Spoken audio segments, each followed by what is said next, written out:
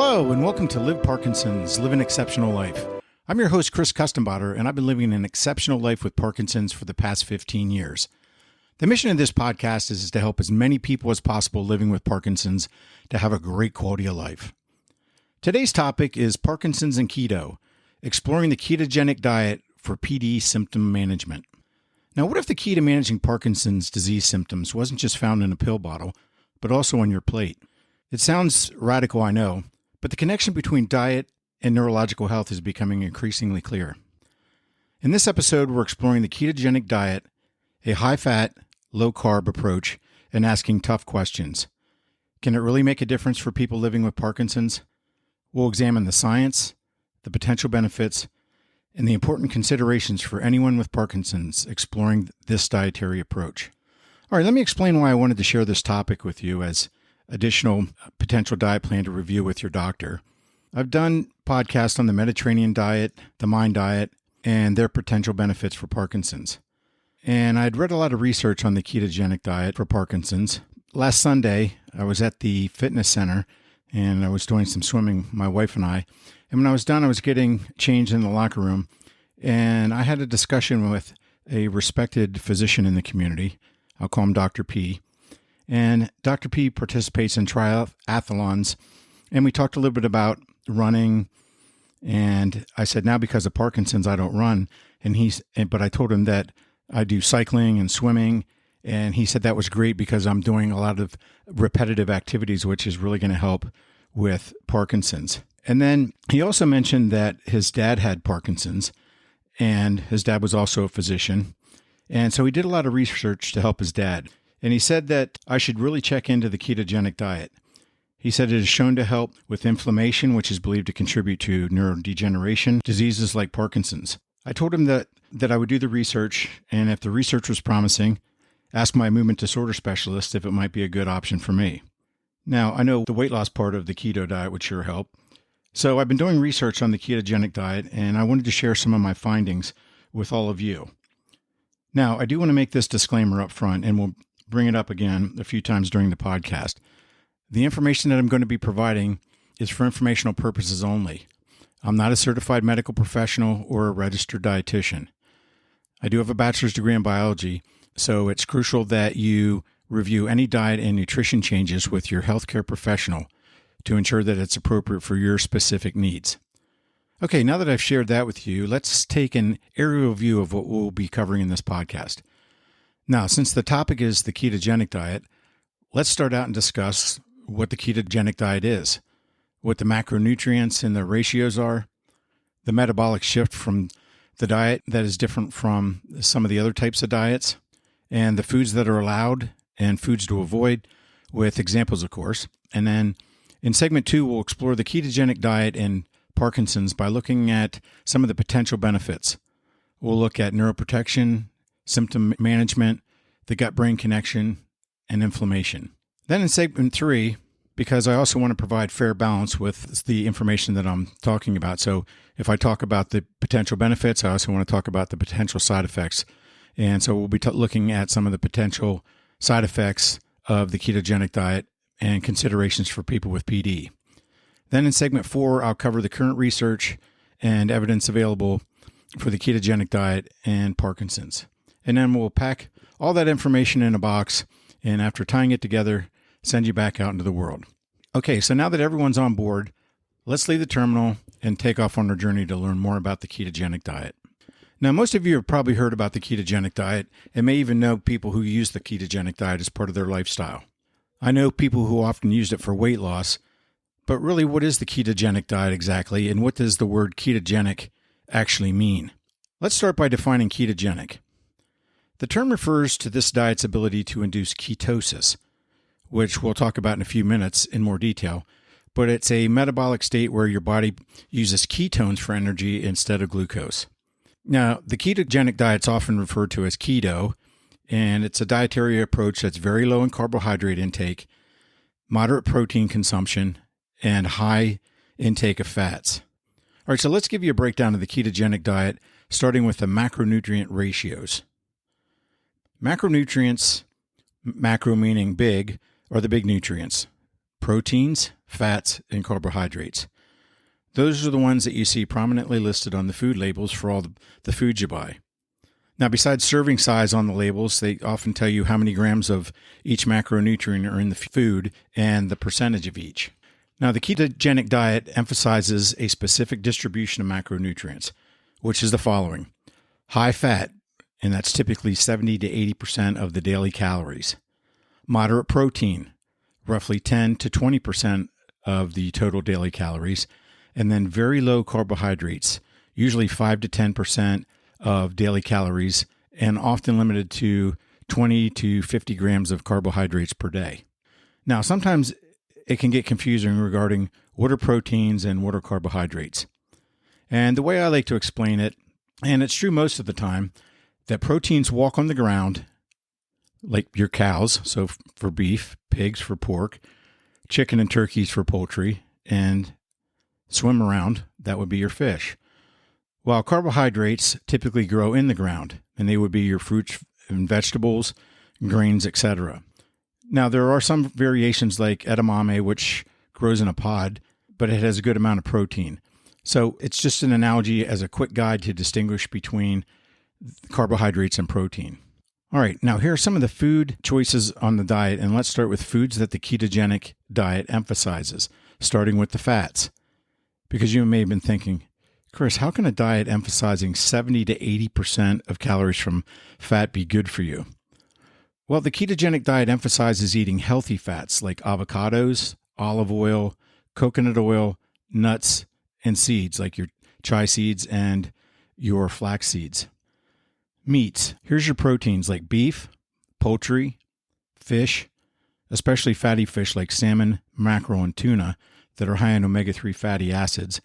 And then finally, low carbohydrate vegetables. And they would include your leafy greens like spinach and kale, spring mix, and then your cruciferous vegetables like broccoli, cauliflower, and Brussels sprouts. So those are the different types of foods that you want to include in as part of the ketogenic diet. Now let's look at some foods to avoid. And they would be any type of sugary food, and that would include soda, juices, candies, pastries, desserts, and pies. Also, this one's a killer for me because I love these: bread, pasta, and rice. Starchy vegetables like potatoes and corn, again, both personal favorites of mine, and most fruits, except small portions of berries. Okay, so that's a basic overview of the ketogenic diet and the foods that are acceptable to eat and the ones to avoid. Now, let's look at how the ketogenic diet's different from some of the other diets that are available out there. Now, the big difference is the ketogenic diet causes a metabolic shift called ketosis, in which the body is producing ketones for food. Okay, Chris, what exactly does that mean? You need to explain yourself. Do you remember the old TV show, Different Strokes, where Gary Coleman's character would always say to his brother, "What you talking about, Willis?" Well, that's what we're going to try to answer right now. Okay, so let's break it down and look at glucose, blood sugar versus ketones.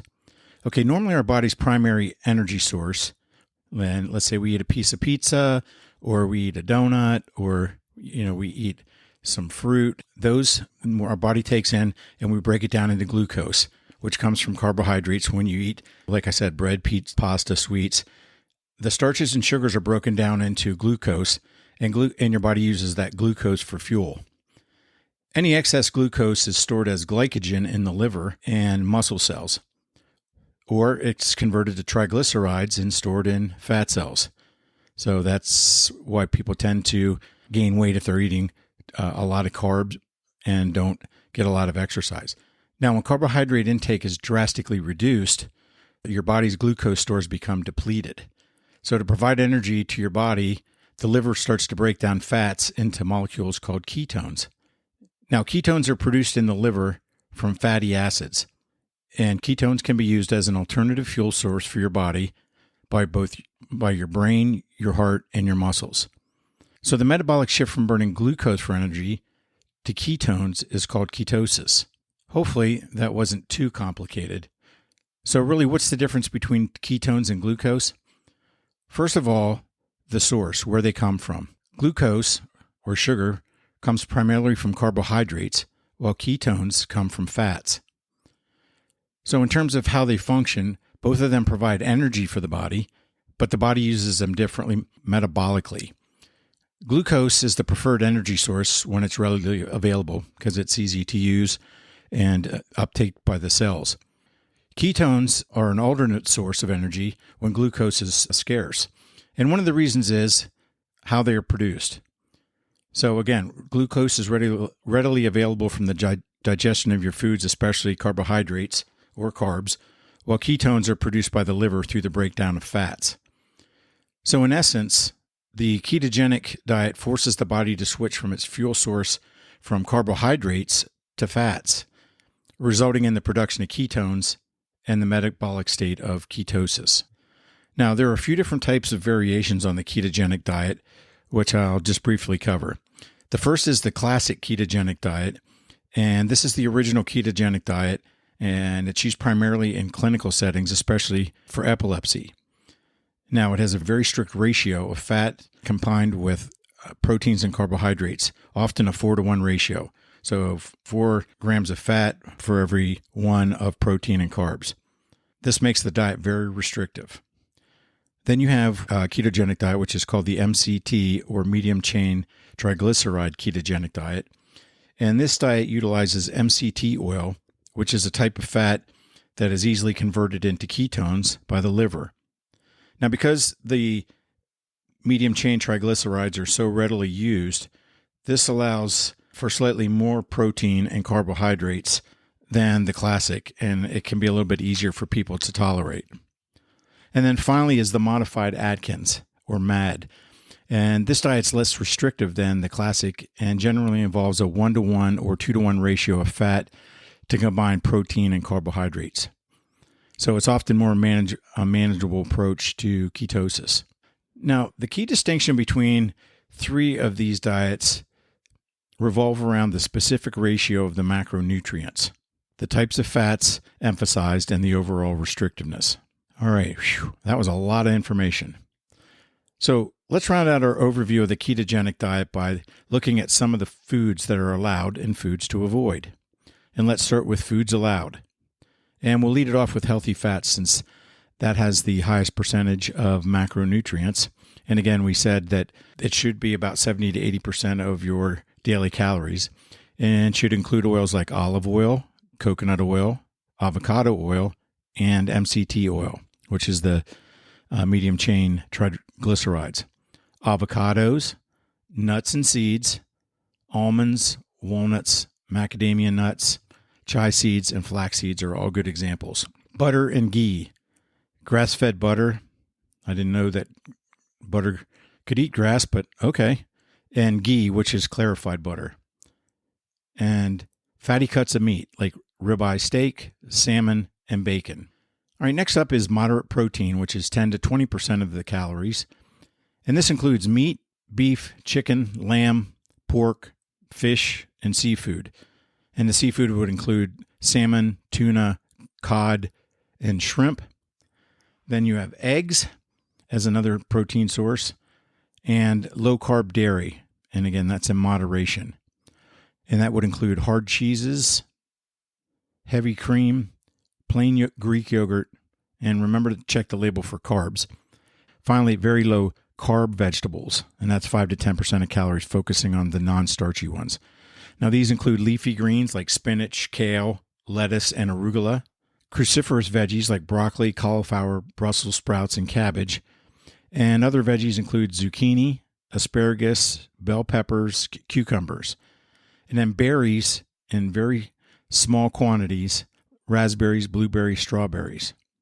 All right, now let's look at the foods to avoid. Heading the list is sugary foods. That's your soda, juice, sweetened beverages, honey, maple syrup, and then you have grains. And that would be your bread, pasta, rice, cereal. Ouch, that hurts because I really love all of those. Oats, quinoa, and barley. Starchy vegetables like potatoes, sweet potatoes, corn, and peas. Again, that's killing me. They're some of my favorites. Squash, some varieties like butternut squash. And then next is most fruits like bananas, apples, oranges, grapes, and dried fruit. Then legumes, which are your beans, lentils, and chickpeas.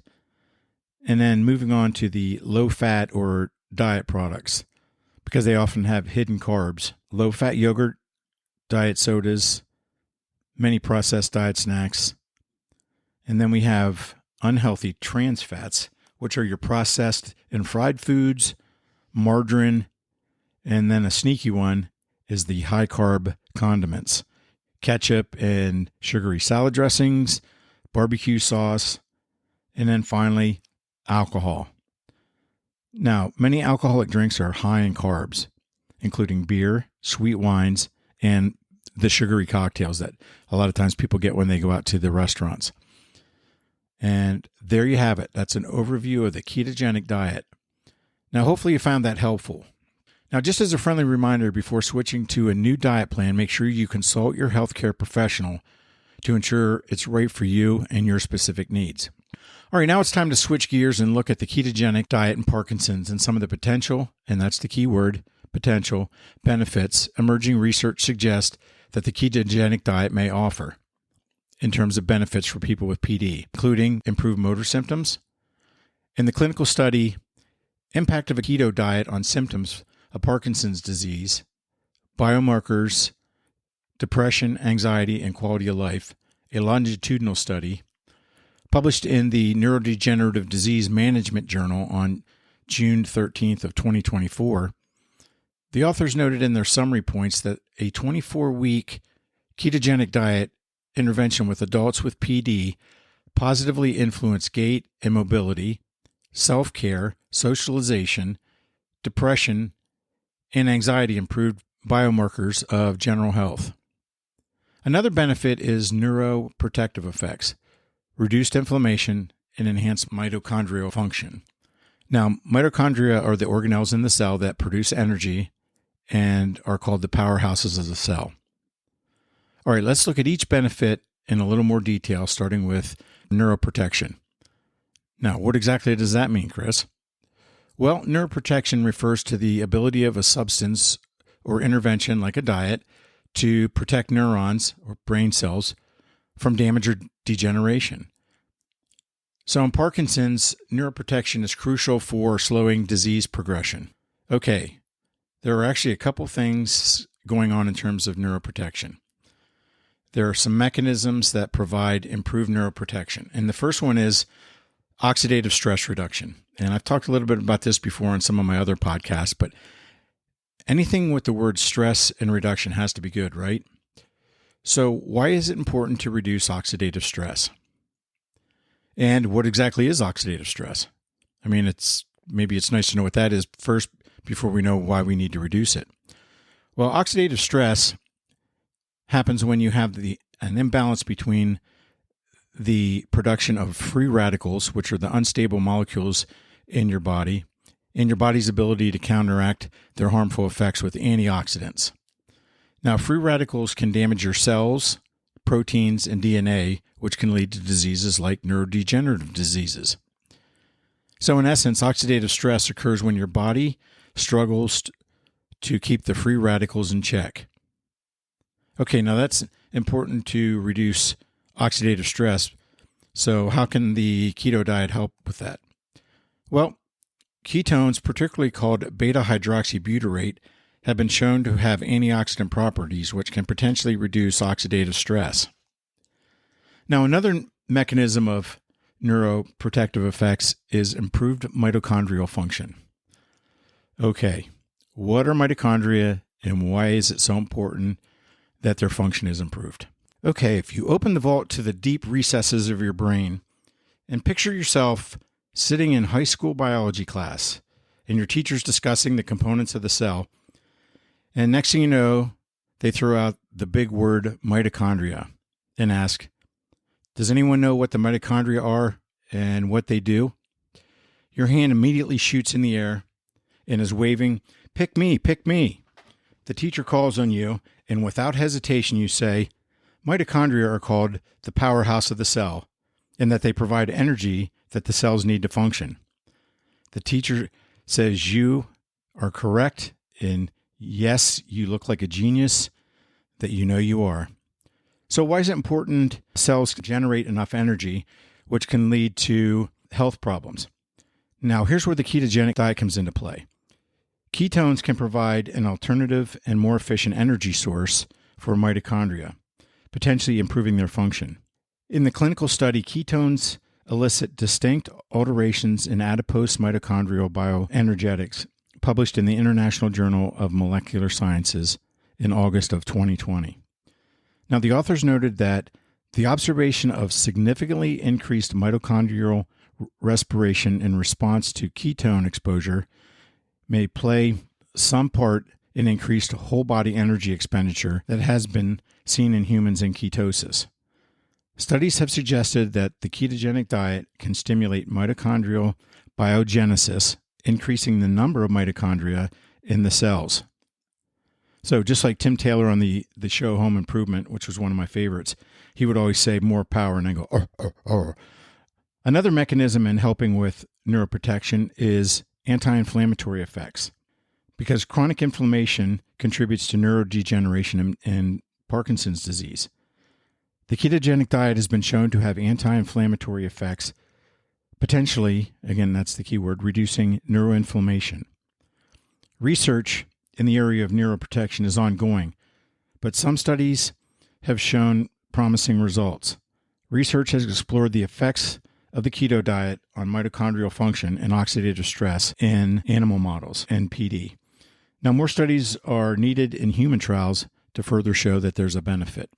All right, now let's look at some of the potential benefits of the ketogenic diet for Parkinson's and cover that its effect on motor and non-motor symptoms. Now, in a clinical study, low-fat versus ketogenic diet in Parkinson's disease, a pilot randomized controlled trial, and it was published in the Movement Disorder Journal in August of 2018. This study started with 47 randomized patients, 44 who actually participated in the study, and 38 actually completed the study for an 86% completion rate, which is really good.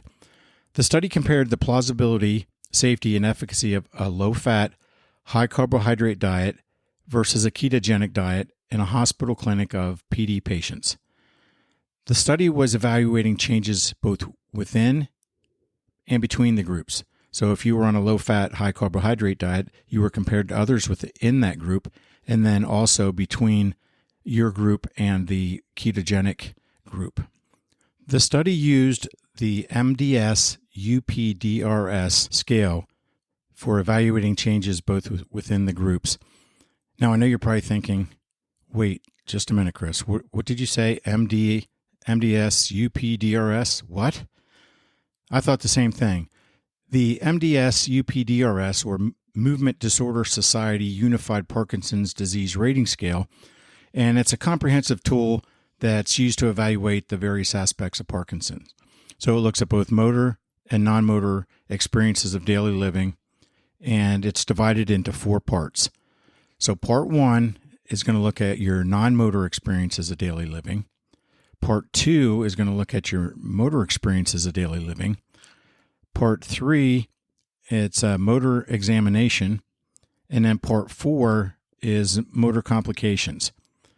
So in this study, they were using this scale to look at the low-fat versus the ketogenic diet, both between and within the groups, in parts 1 to 4 over 8 weeks. Now, the results showed that patients on the ketogenic diet group maintained physiological ketosis. So that those that were on a ketogenic diet stayed in ketosis during the course of the study. It also showed that both groups significantly decreased their MDS-UPDRS scores, but the ketogenic group decreased more in part 1, which were the non-motor symptoms, showing a 41% improvement in baseline in part 1 scores compared to the low-fat group, which shared an 11% improvement. Now, the study observed that the largest difference between groups decreases in urinary problems, pain and other sensations, fatigue, daily sleepiness, and cognitive impairment. Now, there were no between-group differences in the magnitude of decrease for parts 2 to 4. So the study authors concluded that it's plausible and safe for PD patients to maintain a low-fat or ketogenic diet for 8 weeks. Both diet groups significantly improved in motor symptom and non-motor symptoms. However, the ketogenic diet showed greater improvements in non-motor symptoms.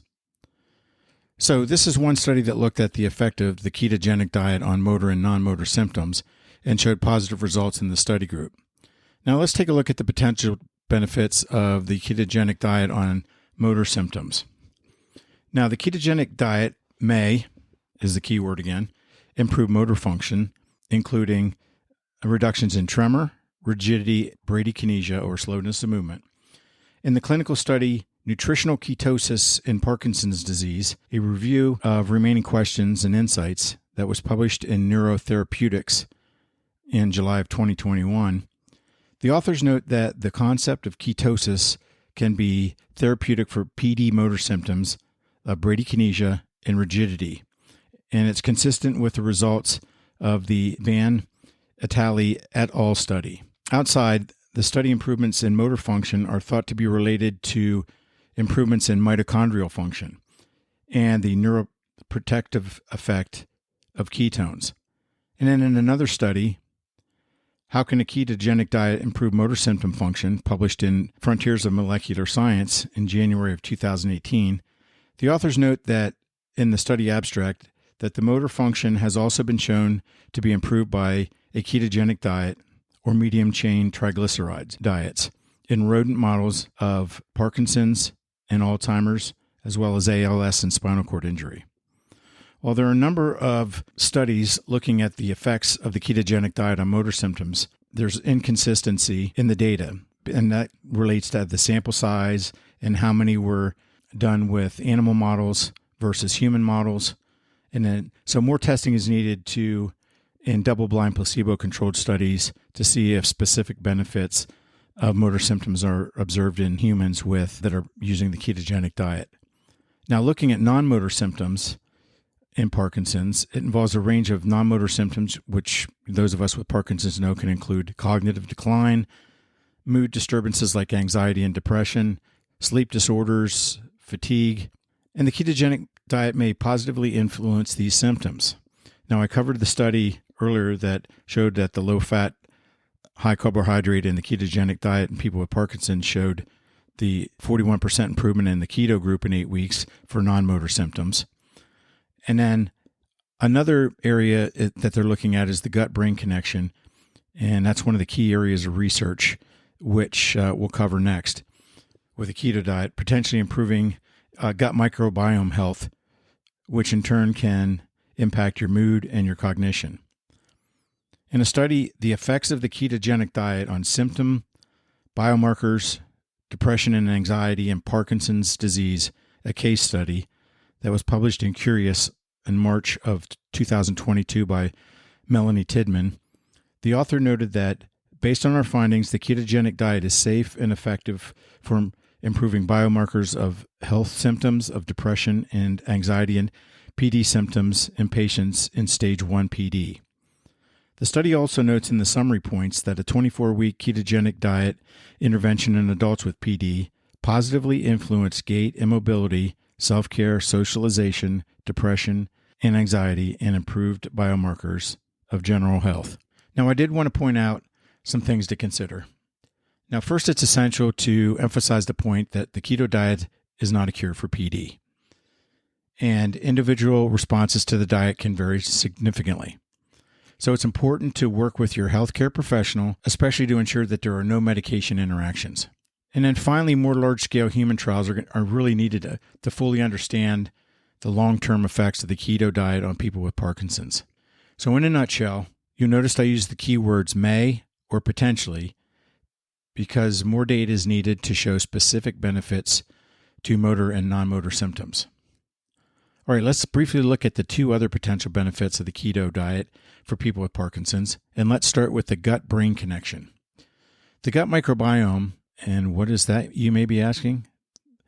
The gut microbiome is really a little bustling community of tiny living organisms, which are mostly bacteria, that live in your intestines.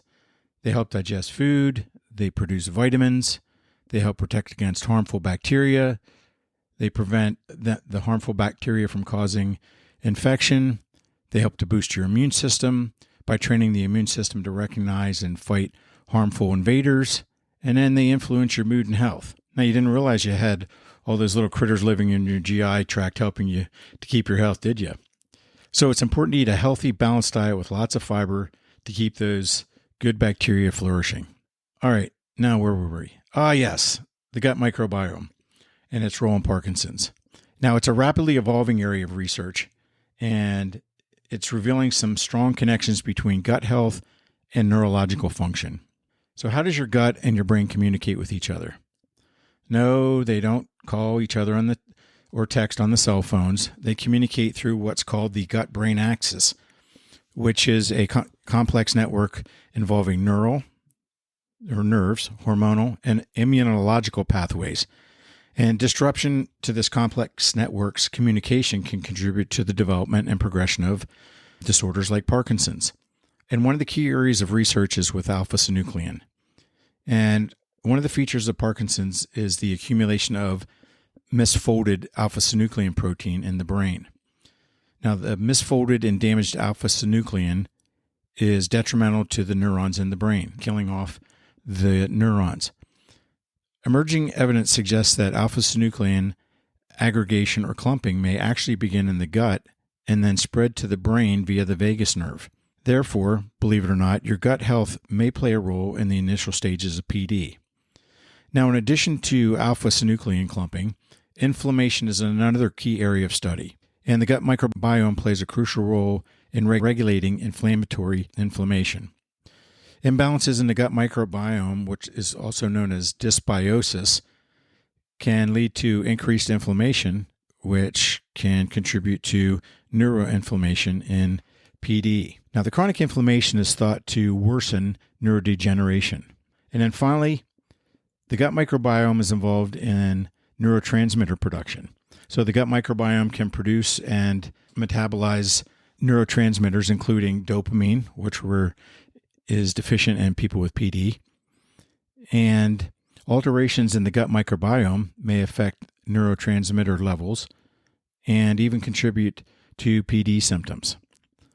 Okay, so let's look at how the keto diet may positively affect gut health.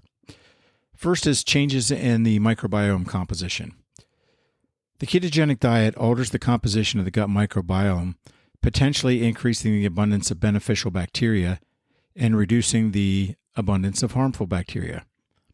In an article from the University of California, San Francisco, titled Ketogenic Diet Alters Gut Microbiome in Humans and Mice by Nicholas Weiler, and the author notes that additional research in mice showed that so-called ketone bodies, a molecule byproduct that gives the ketogenic diet its name, directly impacts the gut microbiome in ways that may ultimately suppress inflammation, suggesting evidence for potential benefits of ketone bodies as a therapy for autoimmune disorders affecting the gut. And then the next is increased short-chain fatty acids.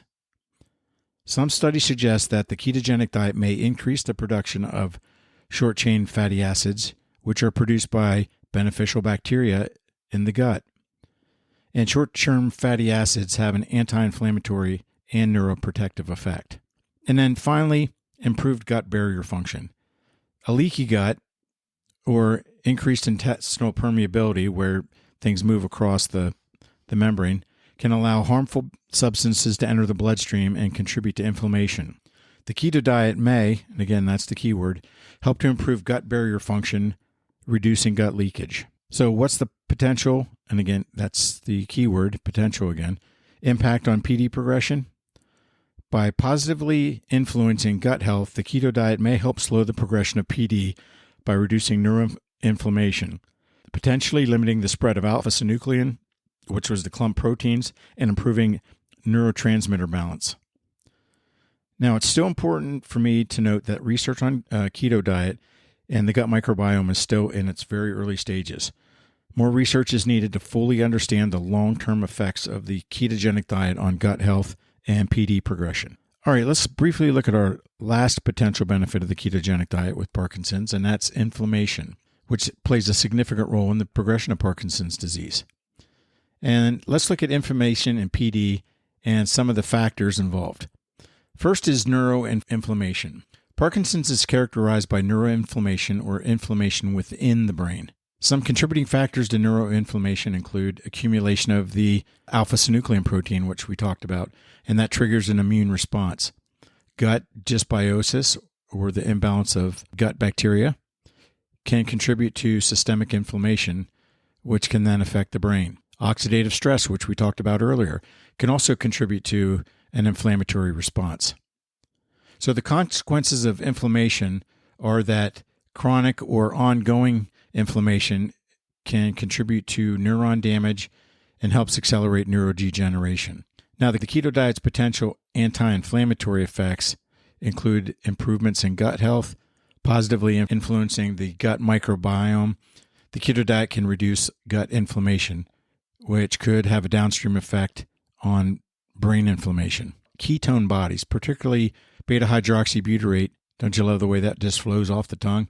And they've been shown to have anti-inflammatory properties.